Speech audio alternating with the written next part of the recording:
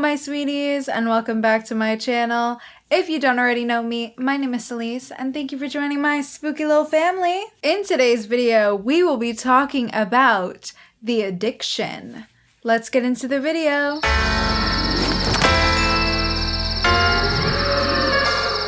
Okay, so before we get into today's review, I would first like to thank my patron, Spooky Rebel, for recommending this film for me to review. I am actually really happy to be reviewing this film today. This was actually a film that was on my watch list for a really long time, so I'm really happy that Spooky Rebel recommended this to me because it finally made me watch it sooner. And it actually being on Shudder was really helpful as well. Directed by Abel Ferrara, starring Lily Taylor, Christopher Walken, Edie Falco, and Annabella Shora, The Addiction follows a New York philosophy grad student who turns into a vampire after getting bitten by one, and then tries to come to terms with her new lifestyle and frequent craving for human blood. Okay, so again, I'm really happy I got to watch this film.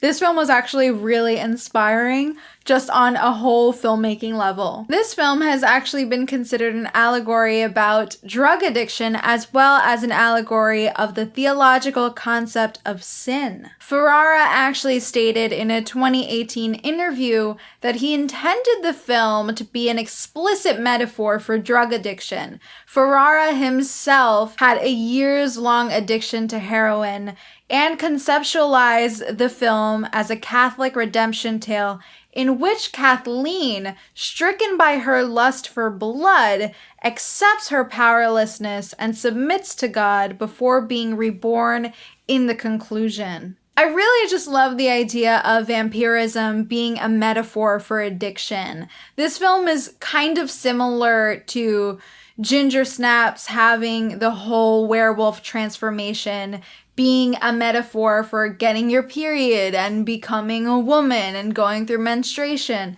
So I really like that. And even though this film is about addiction, it's even relatable to people who haven't faced addiction. The film clearly has a heavy focus on redemption and rebirth in a religious way, but even when looked at through a secular lens, it's still relatable. To me, it really feels like it's about killing the old you to be a better person, though I think this film is kind of up for interpretation and can be viewed in different ways. And that really is part of the beauty. It's universal in that way. Lily Taylor actually goes into this a little bit in the documentary that I watched on YouTube about the film. It was actually really interesting to hear her talk about this because she herself actually struggled with being an alcoholic. And speaking of Lily Taylor, this brings me right to our performances. Now, Lily Taylor is our star in the film, and she does an amazing job. I am a big fan of Lily Taylor. I've been a fan of her work for a few years now, and she's just so great in this. Her physicality and everything is really great. It was actually really nice to see her play this character that at the beginning of the film is quite meek, and then she kind of becomes more into herself and more connected with herself. It's very interesting. You kind of feel the whole time like you're on this up and down journey with her. And I really did like seeing that. She just does such an amazing job. She's not only great with her physicality, but she's really great in her eyes as an actress. There's so many shots of just her face and us zoomed in on her face, and she just looks amazing. It's very mesmerizing. And I think that was part of the point of the movie, especially in the scene where she gets bitten. That scene was incredible. Not to mention there was lots of lesbian subtext. That entire scene where she is about to be bitten is actually really cool to see because it kind of reminded me of some scenes in Dracula's Daughter where she's like hypnotizing them. I felt like it was very old school vampire movie. I really liked that. And actually, speaking of that scene, Annabella Shora actually did an amazing job as well. Though she's not in the film for that long, she does a great job every time she's on screen. She's just very confident and she plays the role really well. Really like that. And now, of course, we have to talk about Christopher Walken. Christopher Walken is just amazing. I mean, he's Christopher Walken. But he really does a great job, and he's not really in the film for too long either, which I was surprised that he wasn't in it for that long. But when he is on the screen, both him and Lily Taylor, they have such great chemistry. It almost feels like they've known each other for years.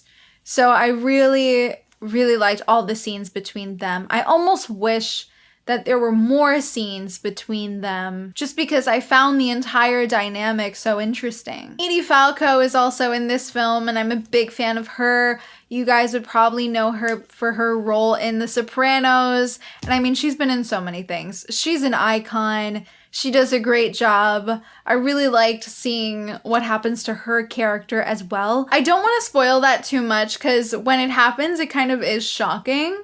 So I'll leave that to you. If you haven't seen the film yet, you should go and check it out. One big thing about this film that I really like that immediately draws you in is the way that it's shot.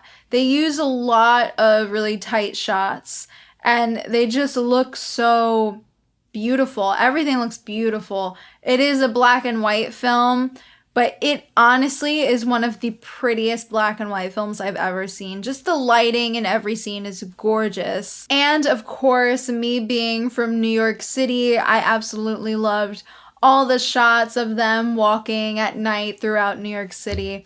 I thought it was interesting. I actually heard Lily Taylor talk about this in the documentary as well, that walking late at night throughout the city at 2 a.m. was part of the prep to get in the headspace for the character, kind of being in the nightlife of the city in the 90s. And I really like that. I feel like it really comes through in the film. I think what also helps this is the use of music. We have like a really great soundtrack, and then there's this amazing score that is played. It's a very depressing score, but it's also, in a weird way, hopeful. And I feel like this film is that. Now, I actually don't want to spoil too much of this movie because I feel like this is one of those underrated horror films. So I feel like the less I say, the better. The one thing I really want to talk about is the ending. There's this really intense dinner scene. And if you've seen the film, you'll know exactly what I'm talking about. It's so intense in the way that it's terrifying, but it's also kind of funny. And I think that just works. It just works. And everyone is on their A game in that scene. Edie Falco and Lily Taylor do an amazing job. And I just really love that scene. It was very good. Now, while I really loved this movie a lot, I actually think it's one of my favorite films that I've watched this year. I feel like it could have been longer. And I don't say that often, but I feel like with this film, I could have easily had an extra 30 minutes and I would have been fine. I wanted to have a little bit more time with our lead, and I did really want more between Christopher Walken's character and Lily Taylor's. I mean, the entire dynamic is so interesting, and when they meet and everything they're talking about is so interesting, and you're so invested and you're like, I can't wait to see what happens here and how their relationship is going to unfold. And it feels like it ends kind of quickly. Like he's there and then he's gone. So I was a little disappointed in that. I wish, again, that there was more there. But ultimately, it does work, even though there isn't a lot and that relationship is not as fleshed out as I wanted it to be. It still does work, and it still, you know, moves the story forward. And with all of that being said, I am going to be giving The Addiction... Oh, wait, what do I want to give it? I am going to be giving The Addiction 4 levs out of 5. The only reason it doesn't get 5 levs out of 5 is simply because I really could have used an extra 30 minutes. And I hate to say that, but I just really wanted a little bit more, just like a little tiny bit more, just to be on the journey for like a little longer. But really, I enjoyed this film a lot. If you would like to check out The Addiction, I am now calling this one of Shudder's hidden gems. It is available to stream on Shudder right now here in the US. Also, Amazon is selling the Blu-ray Arrow release right now for $20.